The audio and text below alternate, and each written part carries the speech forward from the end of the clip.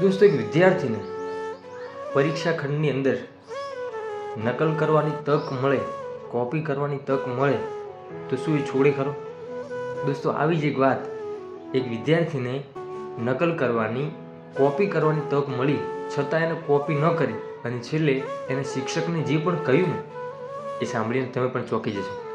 દોસ્તો, એક મનોજ નામનો વિદ્યાર્થી, જે પોતે એમ કહેવાય કે ભણવાની અંદર મીડિયમ, અને ધીમે ધીમે સમય ગયો અને પરીક્ષા નજીક આવી અને ખૂબ ડર લાગ્યો કે હું પરીક્ષામાં શું કરીશ.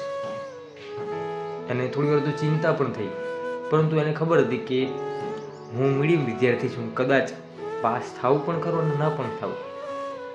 પરીક્ષા નજીક આવી, પરીક્ષા ખંડમાં બેસા અને પરીક્ષાનું પેપર, જે ક્વેશ્ચન પેપર એના હાથમાં આવ્યું, જોઈને ખૂબ ગભરાઈ ગયો કે હવે હું શું કરું, કેમ કે એને કંઈ આવડતું તો હતું નહીં. પછી પરીક્ષા ખંડની નીચે, એને બેન્ચની નીચે એક કોપી, નકલ, બધા પ્રશ્નોનો જવાબ એની અંદર પડેલા.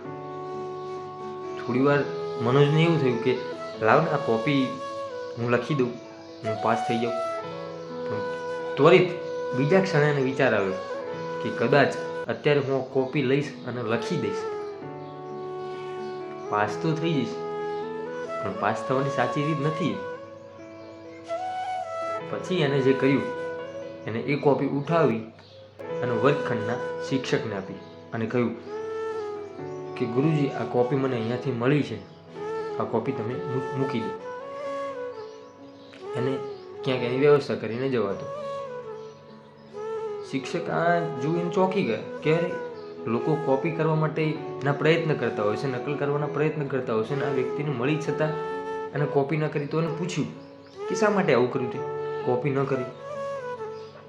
ત્યારે એને કહ્યું કે મેં તારી વખત તો મેં કોપી કરી શક્યો હોત, પણ કોપી એટલા માટે નથી કરી કે કોપી કરીને હું પાસ થવું અથવા તો ટોપ થવું એની મને ખુશી નથી, પરંતુ હું મારી મહેનતથી, ભલે મારા ઓછા માર્ક્સ આવે પણ મારી મહેનતથી પાસ થઈશ એ મને વધારે સારું લાગે, એટલા માટે મેં આ કર્યું છે. દોસ્તો, વિદ્યાર્થી પરથી આપણે શીખવું જોઈએ કે ઘણી બધી વાર મોકો મળે છતાં આપણે એમ કહેવાય કે આપણી જે ઈમાનદારી છે એ ન છોડીએ તો એ સૌથી મોટી વાત છે.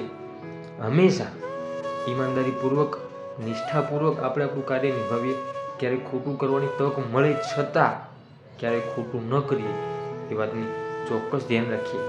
દોસ્તો, વિડીયોનો સંદેશ તમને કેવો લાગ્યો કોમેન્ટ બોક્સની અંદર ચોક્કસથી જણાવજો. અને આવા જ બીજા સરસ મજાના વિડીયો જોવા આપણી યુટ્યુબ ચેનલ હું અને મારી વાતોને સબસ્ક્રાઈબ ચોક્કસથી કરજો. દોસ્તો, ફરીથી મળીશું એક નવા જ વિડીયો સાથે. ત્યાં સુધી જય સીતારામ.